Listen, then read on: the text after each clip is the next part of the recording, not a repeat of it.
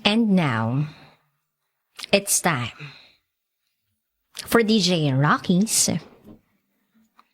Secret Files.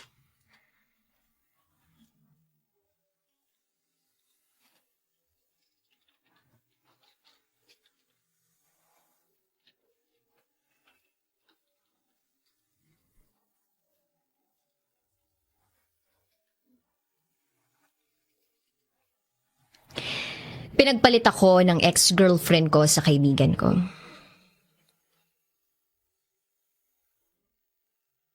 Di ko masabing pinagpalit. Siguro niloko.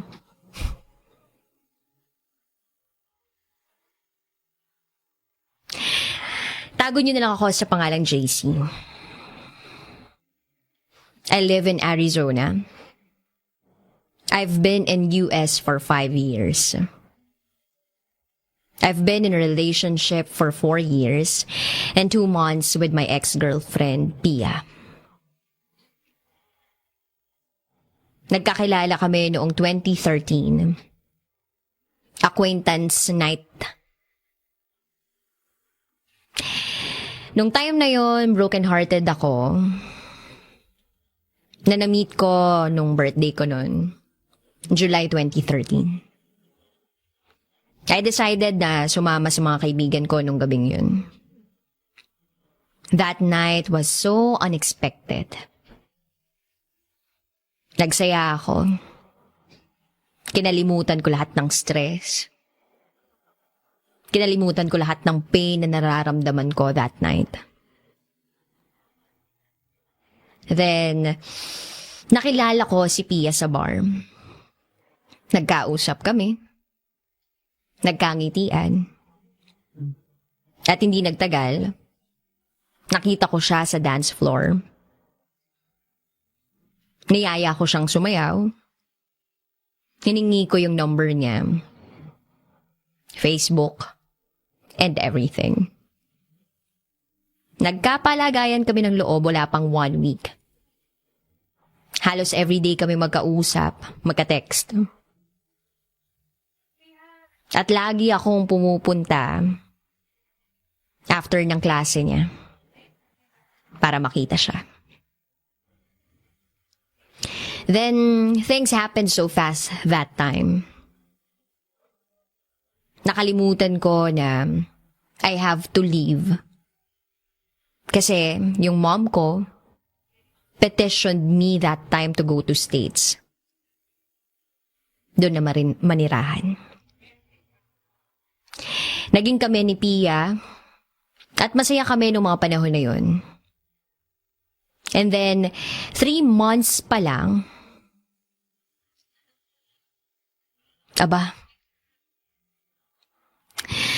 pwede pa lang makasira sa plans niya for me yung pagpunta ko ng US. Pero syempre, pumayag na lang. Kasi para sa future ko yun eh. At para mapaayos si Pia kasi bata pa siya noon. She was 16 years old nung naging girlfriend ko siya. Kahit mahirap, umalis ako. Lumayo ako. Pero syempre, ginawa ko ang lahat para maiparamdam ko sa kanya na kahit nasa malayo ako, mahal na mahal ko siya. Maraming pagsubok at challenges sa relationship namin. Pero kinakaya namin kasi mahal namin yung isa't isa. Kahit tutol yung nanay ko, sinaway ko siya para kay Pia. Ipinaglaban ko si Pia. At ganun din siya sa akin. After 2 years, umuwi ako with my family. My mom warned me na huwag kitain si Pia At huwag akong sumama. Actually, ganun talaga yung ugali ng mom ko. Naiintindihan ko naman sa ngayon yung mom ko kung bakit niya nagawa yun. But still, mali yung ginawa ng mama ko sa akin. I still went to see her pagkadating ko sa Pilipinas. Siya agad yung gusto kong makita. Siyempre, 2 years kaming nagkalayo. My second day sa Pinas, I went to see her again. Tinabla ko ng mom ko pagbalik ko sa condo niya. I can't even get my stuff. Kasi ayaw niyang ibigay at buksan yung pinto. I hated my mom that time. So I stayed with Pia. Lumipas ang mga araw, para akong kawawa. Wala akong gamit. Pero galing akong US. May mga sarili akong pinaghirapan pero hindi ko makuha. Hanggang sa lumipas pa ang ilang mga araw. Nakatsyempo ako at nakuha ko lahat ng gamit ko. Nakasalasi ako. Habang wala si mama. Then after that, I was stuck sa Pinas for almost 5 months. Pero masaya ako ng mga araw na yun. Kasi nakasama ko si Pia. At kasama ko rin yung mga kaibigan ko. Kasi during that time, wala pa naman akong masyadong kaibigan sa US. Pero naisip ko na baka masira ko yung pag-aaral ni Pia. At baka mabuntis ko siya. Kaya I did everything that past 5 months to get all my documents back para makabalik sa US. To start over again. Luckily, may kaibigan, yung lola ko na nag-offer sa akin na tutulungan nila ako. So I grabbed the opportunity. Kahit na natatakot ako kasi nakabase lang din sila sa Arizona. Malapit lang sa mom ko.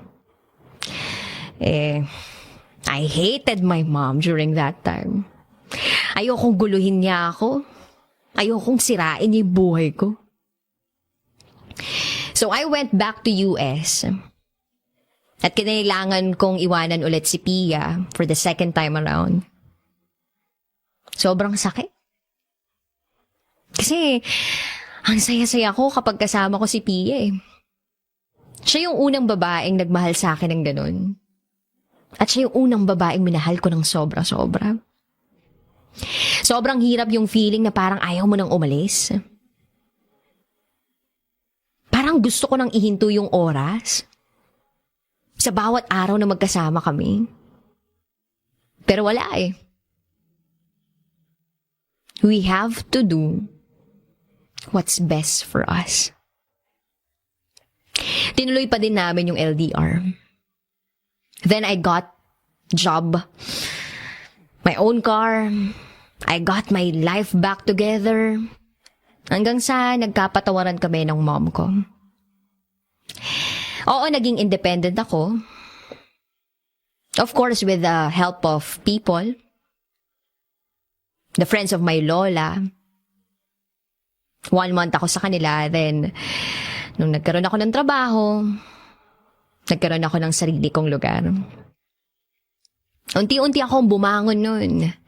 Unti-unting umaasenso. Kahit papaano. Then, nagkaroon ako ng trabaho sa ospital as a nurse tech. Then, I saved enough PTO or paid vacation para makita uli si Pia. Aaminin ko yung bumalik ako ng mag-isa sa US. Tsaka yung pagiging independent, having my own life. Hindi naging madali. Nagkaroon kami ng conflicts ni Pia Mas madalas kaming nag-aaway, nagtatalo, nagbubulyawan. Paano ba naman kasi napaka-stricta niya? Selosa. Sobrang over-controlling. Pero kahit ganun pa man, mahal na mahal ko siya. Although aaminin ko, I'm not a perfect boyfriend. Pero loyal at faithful ako sa kanya. Siguro, short-tempered ako. Palamura. Pero ganun din naman siya minsan eh. Dala lang siguro ng hirap ng trabaho. Tsaka stress for being independent. And then, naayos naman namin. So, I had my PTO. And I had asked my work before for that 1 month vacation. Or kahit 3 weeks. You already agreed. I already got ticket going home sa Pilipinas. Everything is set. And my manager told me I can't live.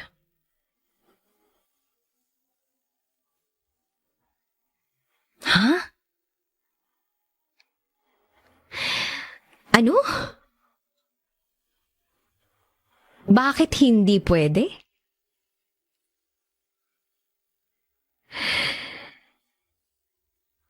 Ang sabi ng manager ko, kung aalis daw ako, mawawalan daw ako ng trabaho.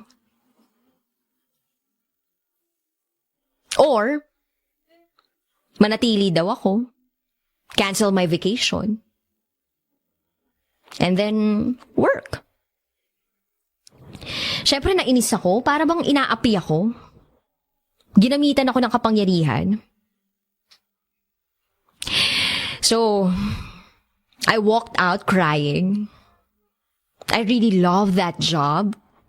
I worked hard to get that position. Kaya lang, I promised Pia na uuwi ako sa Pilipinas. So I have to make a decision.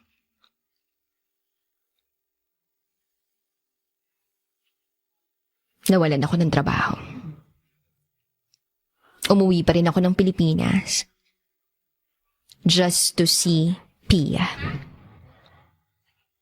Sumugal ako. When I got home, siya yung sumundo sa akin. That night was so happy. Pero may mga away kami. Katulad na lang nung paggalaw ko sa phone niya. Ganon din siya sa akin sa paggalaw ng phone ko. Kung ano-ano yung hinihinala niya. Pero to be honest, wala naman talaga akong ginagawa. Naging masyado siyang selosa and controlling. Naayos naman yung away namin. Hanggang sa umabot kami ng 4th anniversary together. Isang araw, kailangan ko na namang umalis. Kinailangan ko na namang ipagpatuloy yung buhay ko sa US. And I need to find a job again. Dami ko ng plans for us. Next na balik ko sana, mag-propose na ako. Kasi nasa tamang edad na ako. And for sure, graduate na siya nung time na yun. Iniisip ko na, next na balik ko, another 2 years. Pero on my 2nd month, pagbalik ko sa US, our relationship became toxic. Lagi kami nag-aaway. Hanggang sa nag-break na kami. Nagkaroon kami ng space. O baka naman, distansya lang siguro yung kailangan. Pero nakampante ako na maayos din kami kasi ilang beses na namin napagdaanan yun. At ilang beses na kaming nag-away. Pero that time, iba na. Kasi ayaw niya nang makipagbalikan. At natuluyan na yung breakup namin. I did everything para balikan niya ako kahit sobrang sakit ng pag-ignore niya sa akin. Alam niyo kung anong sabi niya sa akin? Ayaw ko na sa'yo at hindi na kita mahal. 4 years and everything lang naman. Pero ganun? I even begged. Kinausap ko lahat ng mga taong nakapaligid sa kanya para pakiusapan na balikan ako. Hindi ko kayang mawala siya sa akin eh. Pero time passed by. Kinakausap ko pa rin yung mama niya, kinukumusta ko siya sa ibang tao, sa mama niya, minimessage ko pa rin siya, begging her and telling her how much I love her. Pero lagi niyang sinasabi sa akin na hindi niya na ako mahal, natigilan ko na siya. I did everything to move on. Lumabas ako with my friends sa walwal ng babae ako. Maya't maya pumupunta ako ng strip club, wasting my money over there. Makalimutan lang siya. Hanggang sa I met a girl na kapitbahay ng friend ko. I asked her out. Nagkamabutihan kami. Naging kami, kahit na alam kong may nararamdaman pa rin ako kay Pia.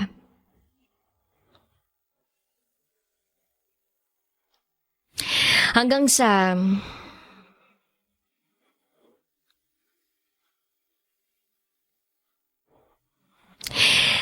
hindi rin nagtagal, nakipag-break ako sa babaeng to. I still hope na babalik si Pia. Tanga ko. Tanga ko lang.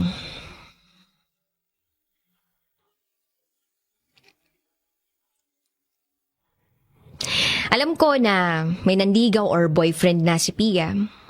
Wala naman akong problema kung meron man. And then, a friend of mine told me na yung kaibigan ko daw na lalaki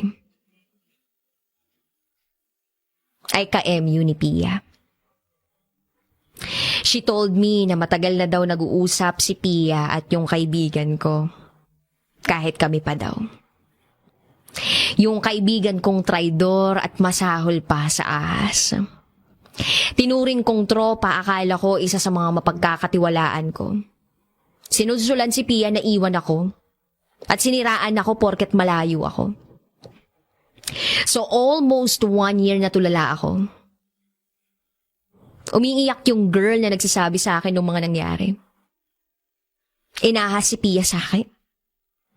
November 2 kami nag-break, then yung kaibigan kong yun, kinausap niya na dati si Pia may gagawin na dapat silang kalokohan. Pero, Pia has been honest. Wala pa kaming 1 year nun. Sinabi niya sa akin na nilalandi siya ng friend ko. Pero hindi siya pumatol nun at pinalagpas ko naman yun. Kinalimutan ko yung ginawa ng kaibigan kong yun. November 4, 2017, may nangyari daw sa kanila. Nagkita sila same spot kung saan namin ginagawa ni Pia before. Mga hayop, no? Kaya pala ganun na lang si Pia. Ganun niya ako kadaling iniwan. Kasi traidor yung kaibigan ko at sumama si Pia sa kanya. Ang masakit pa dito, niloko din naman siya nung kaibigan kong yun. Pinagsasabay silang dalawa ni Pia nung isa pa niyang babae. Kapal ng mukha? Di naman siya gwapo. Tinurin kong kaibigan, hayop ka pare. Inahas mo yung taong mahal ko. Traidor. Yan yung paulit-ulit na tumatakbo sa isip ko. Alam mo yung gustong-gusto ko nang umuwi sa Pilipinas para bugbugin ka? Kasi mas masahol ka pa sa hayop. Plano kong pakasalan yung inahas mo sa akin. Sobrang sakit na saksakin ka patalikod. Tapos wala akong kaalam-alam kasi nakablock ako kay Pia. Wala na akong gaanong balita sa kanya kasi malayo ako at nahihiya akong magtanong na sa mga kamag-anak niya. Maya't maya, nagdarasal ako na si Pia. Kausapin ako. Saklap. Parang gusto kong pumatay ng tao. Gusto kong wasakin yung mukha ng kaibigan ko. Gusto ko na umuwi ng Pilipinas. Actually, dapat uuwi naman talaga ako ngayong 2018. Pero hindi ko tinuloy. Baka masaktan lang ako sa makikita ko kapag nakita ko si Pia. Pero dapat pala umuwi ako para nalaman ko ng mas maaga na matagal na nila akong niloloko. Mga hayop. Nasayang yung 4 years ng buhay ko. At nasira yung tiwala ko sa mga tao dahil sa kanila. Di ko akalaing nangyayari pala talaga sa tunay na buhay ito. But I know life goes on. And time will pass. Makaka-move on din ako sa lahat ng sakit na ginawa nila. I wish na sana karma na yung bahala sa kanila.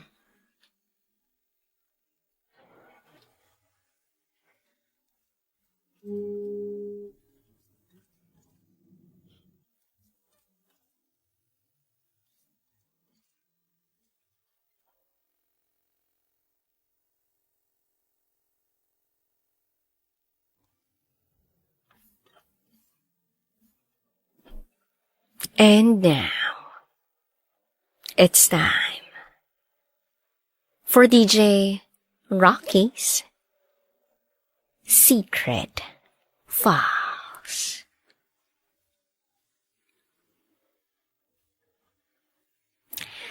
Pinagsabay niya kami ng mama ko. Itago niyo ako sa pangalang Luna. Yes, I am Luna. And my mom is Elle. Narinig ko yung confession ni Nathan dito. So I guess you wanna hear my point of view too. I didn't see myself writing my own story here kasi masanay ako nakikinig sa'yo, DJ Rocky. But this is my secret file.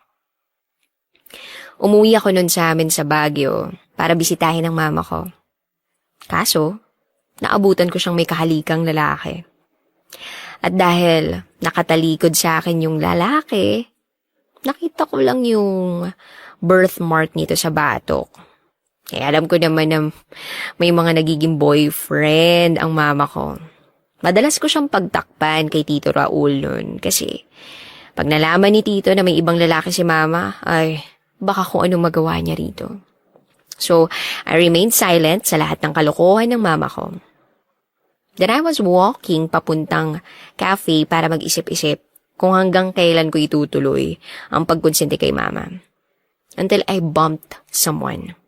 Muntik na akong mapaupo nun, buti nahawakan niya ako sa siko ko.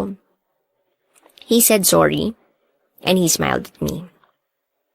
Ako naman, nakatulala lang sa kanya kasi ang gwapo niya. Mala Hardin Scott yung itsura. Grabe, ang kapal ng kilay, tsaka yung mga mata, parang gone mental blue eyes.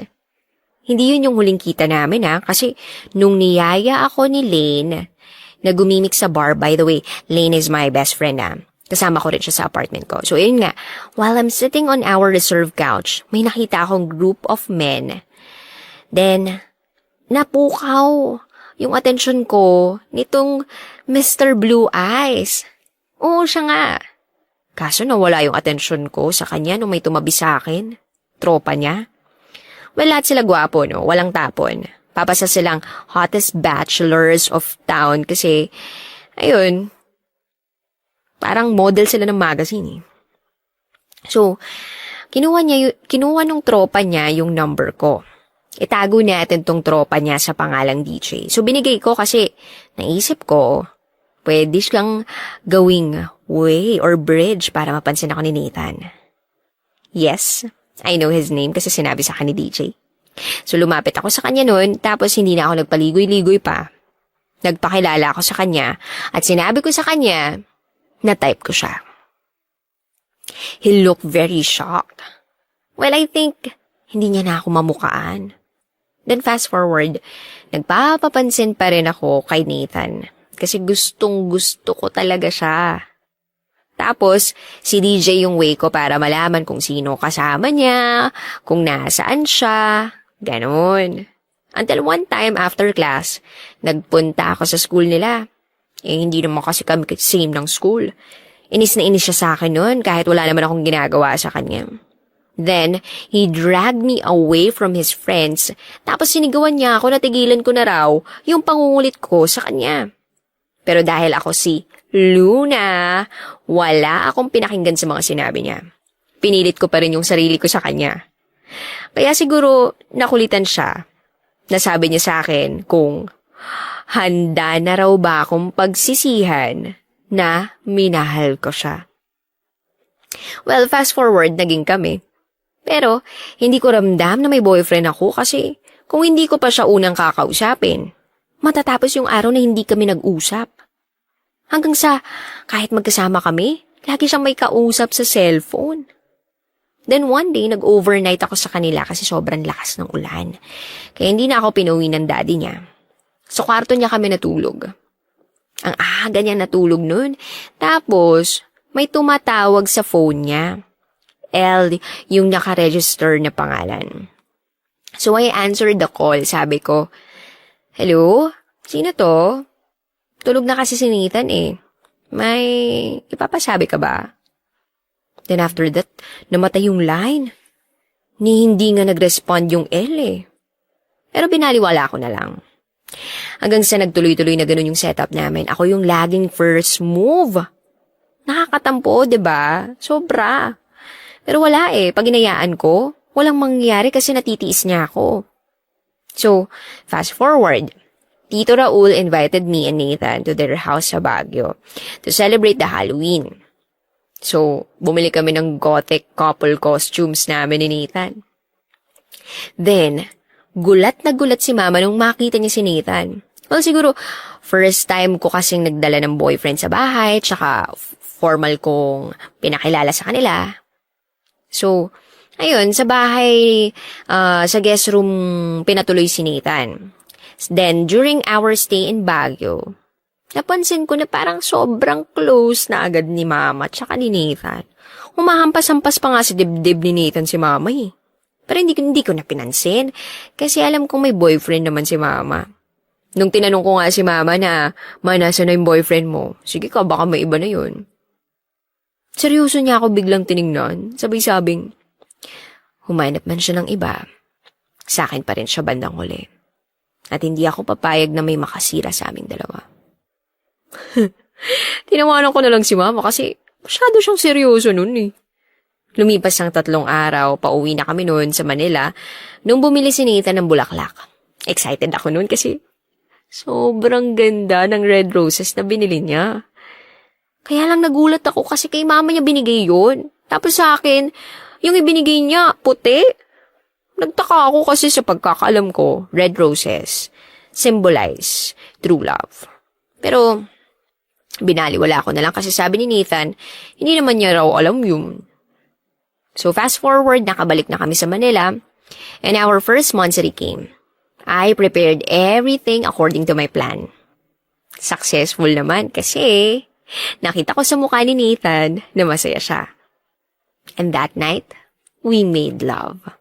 Yes, siya yung first ko. At hindi ako nagsisi noong mga panahon na yon kasi sobrang mahal na mahal ko siya. I was so happy kasi yung first ko ay lalaking mahal na mahal ko pa. Fast forward. Our relationship went well not until one day. I went to his condo para sabay sana kaming kumain. Pagpasok ko pa lang ng pintuan, may napansin na ako agad. Sa lamesa, may red earrings na katulad nung kay Mama. Hindi ako pwedeng magkamali kasi customize yun. Pero inisip ko na lang na baka kapareha lang. Ngumiti ako kay Nathan. Then, ayun, hindi naman siya ngumiti sa akin pabalik. Lalapitan ko na sana siya, pero laking gulat ko nang lumabas si Mama sa banyo ng condo unit ng boyfriend ko. Natulala ako noong mga panahon na yun kasi sobrang daming tanong sa isip ko. Yung roses, yung lalaking may balat sa batok, yung L na laging katawagan ni Nathan. Doon ko lang na-realize ba't ang tanga-tanga ko. They were giving me clues all along. Pakiramdam ko, pinaglaruan nila ako. Niloko ako ng boyfriend at mama ko. Yung inaasahan mong tatakbuhan mo sa oras na ma-heartbroken ka, siya palang rason kung bakit nadurog yung puso mo. Hindi ko na nakayanan. Tumakbo ako paalis sa condo unit ni Nathan kahit paulit-ulit akong tinatawagan ni Mama. Ang sakit. Pakiramdam ko, tinraidor ako ng mga tao sa paligid ko. Umalis ako sa Manila that same day. Walang nakakaalam kung saan ako nagpunta, even my best friend Lane. I'm currently staying in Batanes. My dream place, finally. Noong una, hindi ko na-appreciate tong dream place ko because I was so devastated. No one knows that I am here. Fast forward, marami akong naging kaibigan dito. Tour guide ako. Hindi man natuloy yung pangarap kong maging FA, nakakapag-tour pa rin ako. Nagkaroon ako ulit ng boyfriend at masasabi kong sobrang saya ko sa buhay ko. Si Neil. Siya yung klase ng boyfriend na wala ka nang hihilingin pa. Mahal na mahal ko siya at mahal na mahal niya rin ako. I met Neil when I became his tour guide. Mabait siya, may sense of humor, masarap kasama, at gentleman. 3 taon na kami ni Neil. Saktong 3rd anniversary namin, pinatattoo ko yung letter N sa may chest ko. Sa heart banda. Tuwang-tuwa nga siya kasi lagi niyang nakikita yun. Kasi nag-i-spaghetti strap ako eh. So, lumipas pa yung mga araw na masaya ako kasama si Neil sa favorite place ko. Wala na akong mahihiling pa noong mga panahon na yun. Imagine being with your favorite person at your favorite place during your favorite time of the day. Lagi kasi namin pinanonood yung sunset. Bale, yun yung bonding namin. Sila mama, napatawad ko na sila. Though hindi pa ako handang makita sila. Pero gaya nga ng sabi ko, lahat ng happy may ending. Nalaman ko na pinsan ni Neil si Nathan nung may tumawag sa kanya. At ako yung nakasagot ng cellphone niya kasi nag-o-order siya ng pagkain namin. Pagbalik niya, tinanong ko siya kung totoo ba na pinsan niya nga si Nathan. Nung una, parang nataranta siya at hindi mapakali pero pinaliwanag niya sa akin na malayong part naman daw.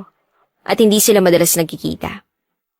Nagalit ako, hindi ko siya kinausap ng 3 weeks kasi all these years, pinagkatiwalaan ko siya. Sa kanya ako nagkukwento ng mga nangyari sa Pasko tapos pinsan niya pala yung nanakit sa akin. Hanggang kailan ako lulukuhin ng tadhana? Pag ba umabot na sa puntong takot na akong magtiwala uli? One day, nakontak ako ni Lane. Nagulat nga ako, nalaman niya yung number ko pero sinabi niya na nakuha niya raw kay Neil. She invited me to her upcoming wedding. May anak na pala siya. Hindi ko man lang alam. Kaya sabi niya, hindi raw ako pwedeng mawala sa wedding niya. Kasi, hindi na raw ako nakapunta nung binyag ng anak niya. Siyempre pumayag ako kahit medyo nagdadalawang isip na baka makita ko si Nathan pag bumalik ako ng Manila. Before her wedding, lumawas ako ng Maynila. May bachelorette party siya sa isang kilalang bar sa may BGC. Nung nasa bar na kami, kinausap ako ni Lane about my stay in Batanes. Malaki raw ang tampo niya sa akin kasi hindi ako nagparamdam sa loob ng 4 na taon. Hindi ko raw tuloy nalaman na may anak na siya. Siyempre ako na-guilty ako. Kasi si Lane, yung laging nandyan para sa akin kapag may pinagdaraanan ako. Tapos, nung siya yung may pinagdaanan, wala ako sa tabi niya. Kaya sabi ko sa kanila, may stay muna ako sa kanila ng 1 week. Wala akong balita kay Mama at Nathan kasi alam ni Lane yung nangyari bago ako umalis ng Manila. Dumating yung araw ng wedding ni Lane at ang masaklap, nandun si Nathan with a barkada. Hindi niya sinabi sa akin. Hindi pa ako handang makita si Nathan. Tapos, during the ceremony, hindi ako lumingon sa direksyon ni Nathan kasi ayoko. Kahit alam ko na kanina pa siya tinutokso ng mga barkada niya. At nangunguna ron si DJ. Natapos ang wedding, sa bahay ako nila Lane nagstay. Kasi wala naman sila. Sa Paris sila nag-celebrate ng honeymoon nila. Then, during my stay in Manila, may na-receive akong unknown number. Makipagkita raw ako sa kanya at may sasabihin siya. At first, I ignored the message kasi baka prank lang. Pero laking gulat ko nung nagpakilala yung sender na siya raw si Nathan. I was so shocked kasi bigla niya akong tinext at nakikipagkita pa. I'm hesitant at first. Pero nagpunta pa rin ako sa lugar na sinabi niya. Sa isang resto sa Green Hills. Pagpunta ko sa restaurant, ayun, nakita ko agad siya. Nung una nakatitig lang siya sa akin hanggang sa sinabi ko kung, bakit? Ba't mo ako pinapunta? And he said it's all about my mother. Tinawanan ko lang siya.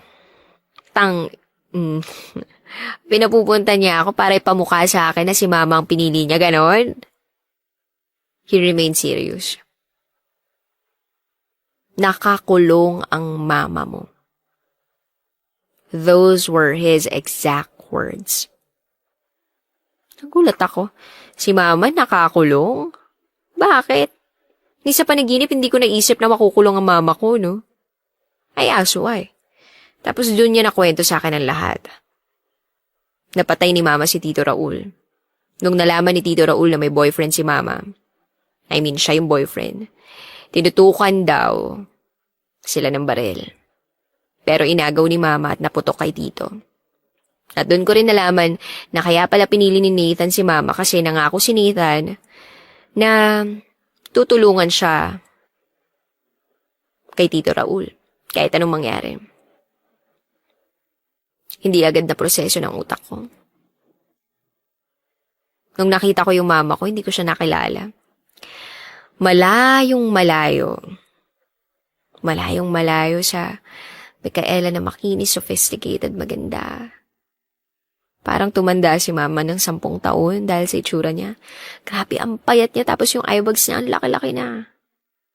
Yung balat niya naging kulubot na. Naiyak ako. Kasi kahit ano pang nagawa ni mama, hindi niya deserve to. Nag-iyakan kami noon. Tapos dun niya sinabi sa akin lahat. During the past 4 years, ang daming nangyari. Nung panahon na aalis na dapat si mama sa poder ni Tito Raul, nahuli sila ni Tito at dun nangyari yun. Si Nathan na trauma daw at na-rehab ng 3 taon. Hindi ko naisip na mangyayari to sa kanila. Grabe. 4 na taon na din nilang inayos yung papel ni mama para makalaya na siya. Nung nagkukwento si mama, hindi ko maiwasang mag-isip. Oo, masakit yung ginawa nila ni Nathan sa akin, pero yung ganito, hindi nila deserve to. Lalo na yung mama ko. Niyakap ko si mama habang paulit-ulit siyang humingi sa akin ng tawad. Sinabi ko na pinatawad ko na sila noon pa. Naging maayos kami ni mama. Thrice a week ko siyang dinadalaw sa kulungan at dinadalhan ng mga pagkain. Si Neil, ayun, araw-araw pa rin nagtitext sa akin, pero nakipag-iwalay na talaga ako. Kasi pakiramdam ko, hindi na ako babalik pa ng Batanes kasi nandito si mama. Ako na lang yung meron siya. Si Nathan, he's trying to win me back pero hindi pa ako handa eh. Nakahanap ako ng trabaho sa isang sikat na kumpanya sa Quezon City. Makulit si Nathan. Araw-araw niya ako pinapuntahan sa apartment ko. Minsan tuwing umaga may dala pa siyang almusal, tapos ihahatid niya ako sa trabaho. Pero dahil nga nagka-pandemic, bihira na lang siyang dumalaw sa bahay. Pati ako kay mama. Hanggang dito na lang po muna, DJ Rocky. Maraming salamat sa pakikinig. Again, ako si Luna, and this is my secret file. Always your number one SM radio station. Love Radio. Kabisyo, nakarelate ka ba sa secret file na binasa ko? Kung nakarelate ka, mag-subscribe ka na dito sa aming YouTube channel at pindutin mo na rin ang notification bell para updated ka sa mga susunod na episodes ng DJ Rocky Secret File.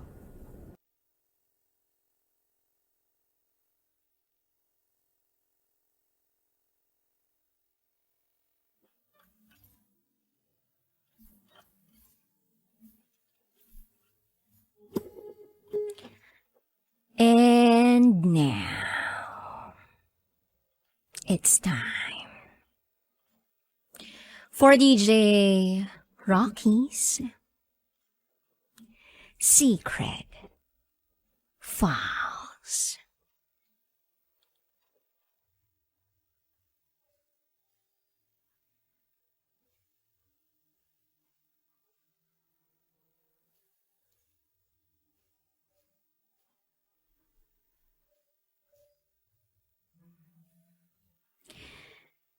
Na-in love ako sa isang callboy.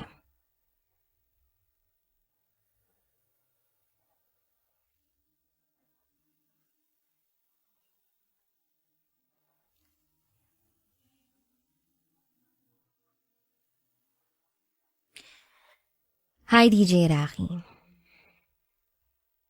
Lagi akong nakatutok sa programa mo. Marami akong natututunan sa mga istoryang binabasa mo. At may mga pagkakataong hinihiling ko na sana hindi ako malagay sa sitwasyon na komplikado. Pero eto ako ngayon, napasulat dahil sa bigat ng daladala ko. Itago mo ko sa pangalang Sheena. At ito, ang aking secret file.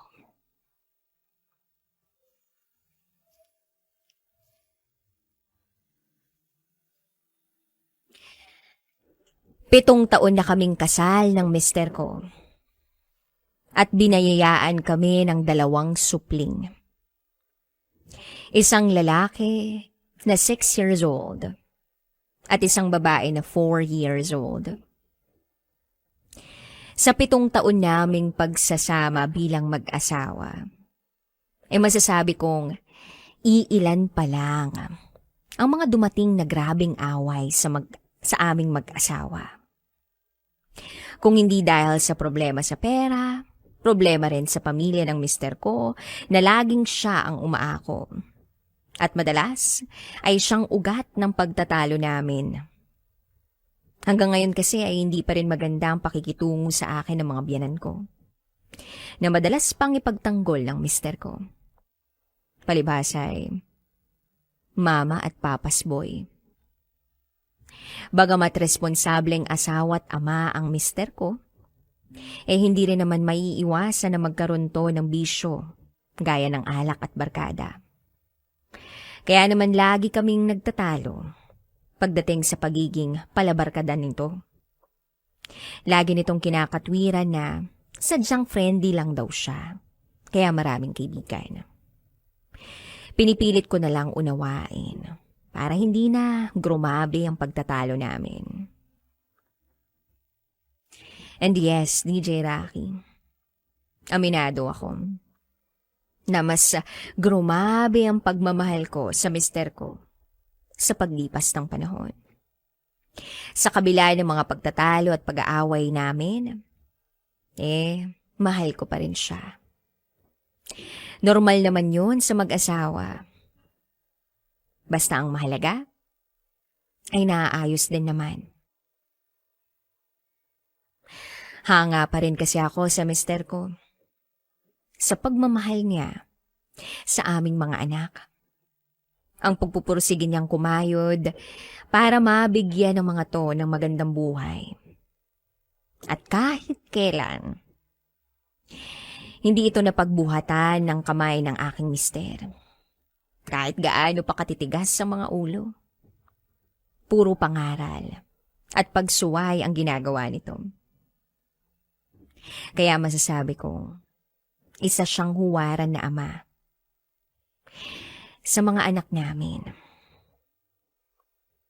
At bilang mister naman, wala akong nakikitang problema para mabawasan ang respeto at pagmamahal ko sa kanya. Bagamat may katigasan din ang ulo, alam din naman nitong makinig sa akin na siyang ipinagpapasalamat ko. May mga mister kasi na kung ano ang gusto, yun ang dapat masunod. Na kailangan ay batas ang bawat sabihin. At hindi na binibigyan ng pagkakataon ng misis na magsalita o magdesisyon man lang para sa pamilya. Na dapat siya lang ang may karapatang masunod sa lahat ng gusto nito. Masasabi kong isang respetado at mabuting asawa ang mister ko.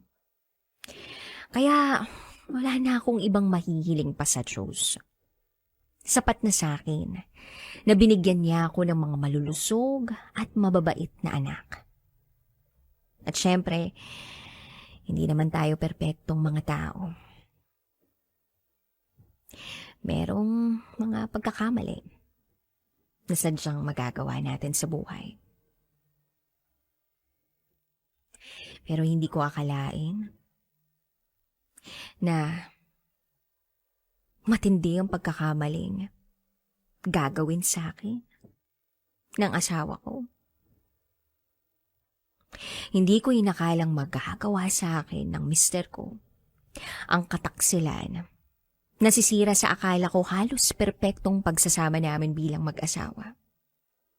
Siya mismo ang umamin sa akin ng kataksilan niya na halos magpaguho ng mundo ko. Nasa kwarto kami nun. Ang ganda ng mood ko nun. Nang biglang sinabi niya sa akin, "Ma, sana'y mapatawad mo ko."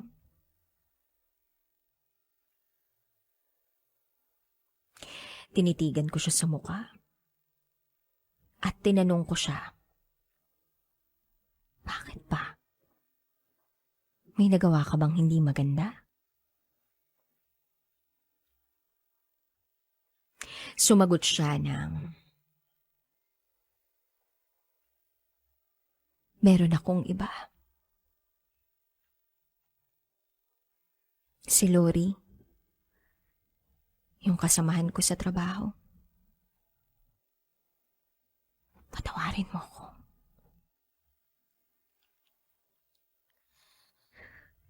Mag-asawang sampal ang natanggap ng mister ko mula sa akin. Nang marinig ko ang pag-amin niya, nagdilim ang paningin ko. Kung ano-anong mura ang lumabas sa bibig ko. Halos walang patid ang pagsasampal at panununtok ko na ginawa sa kanya. Na hindi niya ininda. Kulang pa yun. At parang gusto kong pumatay sa mga oras na yun.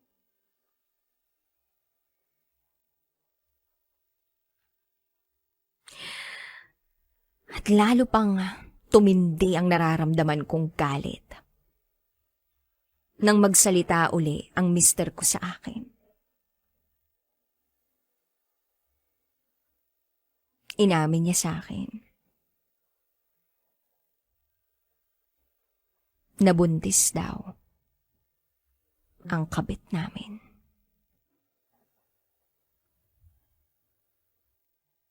Yes.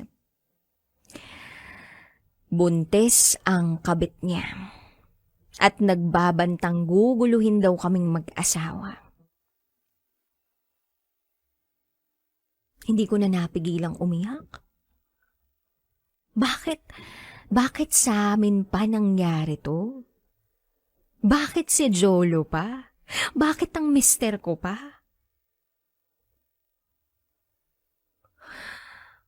Patawarin mo ko, Ma. Patawarin mo ko. Sunod-sunod na sabi sa akin ni Jolo. Tinangka niya akong yakapin pero pumalag ako. Nagpumilit itong pakalmahin ako pero lalo lang akong nagsisisigaw sa tindi ng galit ko dahil sa kataksilan niya. Walang pinagkaibang mister ko sa mga lalaking hindi marunong makontento sa kanilang mga misis. Umalis ako sa kwarto naming mag-asawa. At sa isang bakanteng kwarto, Doon sa bahay, pumasok ako. Nagsisigaw ako doon. Humagulgol ng sobra-sobra. Masakit para sa akin ang pag-amin ng mister ko. At hindi ko lubos maisip na magagawa niyang pagtaksilan ako. Ganon pala siya kahina pagdating sa tukso. Nag-flashback sa akin yung mga panahong magkasintahan pa lang kami ng mister ko. Yung mga matatamis na pangakong binitawan niya. Yung masasayang sandali naming dalawa. Yung ikasal kami. Yung nagbunga ang pagmamahalan namin. Tanong ako ng tanong sa sarili ko, ano ba yung mga naging pagkukulang ko bilang asawa? At ang masakit na tanong sa buong pagkatao ko, mahal pa ba ako ni Jolo? Wala kasing malinaw na sagot kung bakit sa kabila ng pinakikita kong pagmamahal at kabutihan sa mister ko ay nagawa pa niyang maghanap ng iba. Nakakababa ng tingin sa sarili. Pakiramdam ko, hindi na ako sapat. Hindi na ako kaaya-aya sa paningin ng mister ko. Na kaya siguro naganap siya ng iba. Kasi mas naibibigay ng kabit niya yung pangangailangan niya bilang lalaki na hindi ko na kayang ibigay. Pero napaisip din ako, hindi yun excuse para maghanap siya ng ibang putahe. Kasi kung talagang mahal ako na mister ko, at kung nire-respeto niya ako, hindi siya gagawa ng ganong kalokohan. Paano ko siya patatawarin?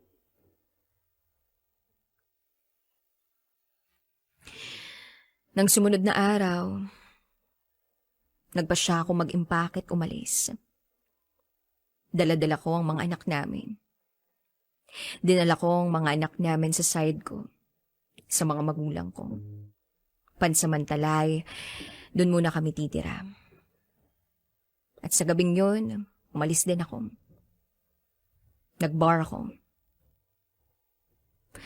At sa pag-iinom kong mag-isa, may lumapit sa aking lalaki. Mukhang bata pa ito. Pero nasa hustong gulang na. May itsura, may katangkaran, matangos ang ilong, at maganda ang pangangatawan. Nagpakilala siya sa akin. Itago natin siya sa pangalang Poncho. Masaya siyang kausap. Masarap kausap.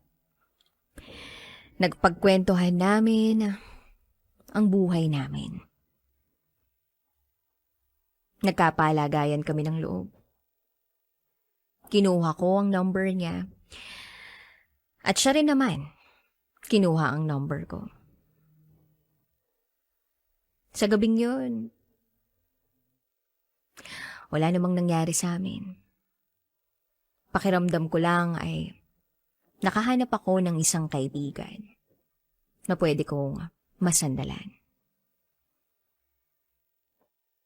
Kinabukasan ay nagka-textan kami. Maayos ang takbo ng usapan namin. Hanggang sa nagkikita na kami. Consistent ang pakikipag-ugnayan namin sa isa't isa. Consistent ang pagkikita namin. Hanggang sa may nangyayari na rin sa amin. Nakalimutan ko yung sakit na naramdaman ko sa pagtataksil ng asawa ko. Sa piling ni Poncho, protektado ako. Sa piling niya may kaibigan ako. Sa piling niya,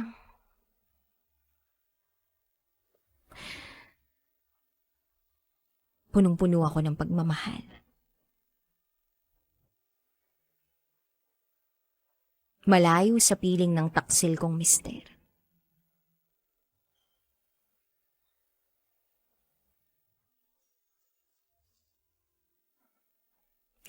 May mga panahong nagte-text ang mister ko sa akin. Nagsisisi raw ito sa nagawa nitong kasalanan sa akin. Pero parang wala na akong maramdaman. Magsisi man siya, pero parang ito'y huli na. At kung ano man ang problema nito sa babaeng nabuntis niya, harapin niyang mag-isa. Kailangang matuto siyang magbayad sa kasalanang nagawa niya. Hindi ko alam kung darating pa yung araw na kami pa rin. Pero sa ngayon parang ayoko na. Parang okay na ako sa piling ni Poncho. Alam kong trabaho ni Poncho ang magpaligaya ng ibang tao. Pero nakikita ko ang buong pagkatao niya. Mabait siya. Mabuting tao. At kaya lang naman niya nagagawa ang pagiging callboy ay para sa pamilya niya. Para maiahon ng pamilya niya sa hirap. Sinabi niya naman sa akin na may timeline lang siya sa ganung trabaho. Pag nakapag-ipon na siya, ay magnenegosyo siya. At magtatrabaho sa iba pang pwedeng pasukan. At dahil doon masinangaan ko siya. Masisisi niyo ba ako na na-inlove ako sa isang callboy?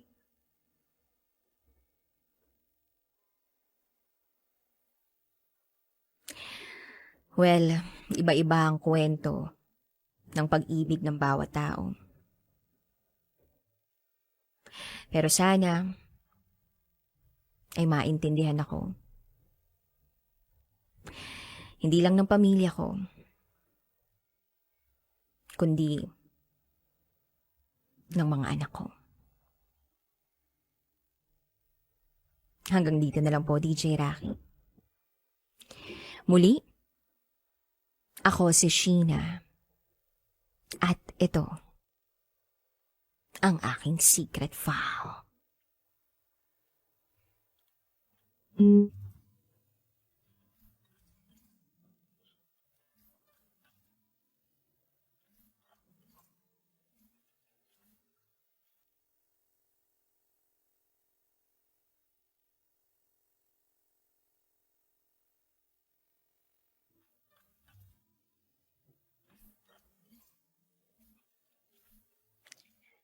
And now, it's time for DJ Rocky's Secret Files.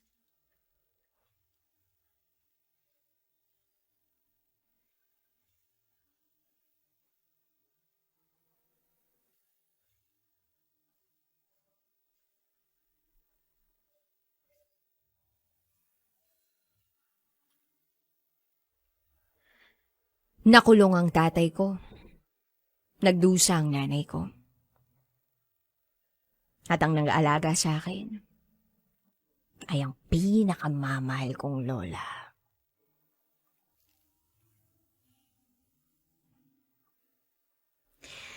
Hi, DJ Rocky. Itago mo ko sa pangalang Manoy Polo. May asawa, 3 anak, 3 mga apo.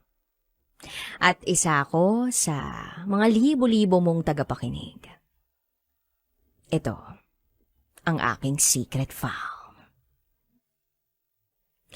Ipinanganak ako sa Tondo, Maynila, noong March 12, 1962. Pinagdaanan ko man ang unang yugtong ito ng aking buhay. Hindi ko alam ang lahat ng tungkol sa akin. Dahil ako ay sanggol pa lamang noon. Bilang sanggol, umiiyak ako sa tuwing may mga pangangailangan. Natutong maglakad at magsalita sa tulong ng aking mahal na ama at ina. Karaniwan itong nasasaksihan ni numan sa mga sanggol na inaaruga ng kanilang mga magulang. Nagkaroon ako ng konting kamalayan tungkol sa aking mga mahal sa buhay at sa aking kapaligiran nang ako ay marahil mga 4 o 5 taong gulang na. Ang natatandaan ko noon ay ang tungkol sa hindi ko nakagisnan ang presensya ng aking ama sa aming buhay. Siya ang puno ng aming pamilya. Siya ay buhay noon. Ngunit, hindi namin kasama sa aming tahanan. Siya ay nakatira sa malayong lugar ng Mindanao. Nakisalo sa ibang hapagkainan. Nakitulog sa karamihan. Nakiramay, hindi sa amin, ngunit sa iba't ibang klase ng tao. Nakipamuhay sa mas nakararaming bilang ng tao, sa loob ng mas malaking bahay. Natadtad ng rehas ang pintuang bakal. Opo, siya ay isang bilanggo. Maituturing na latak at walang saysay sa lipunan.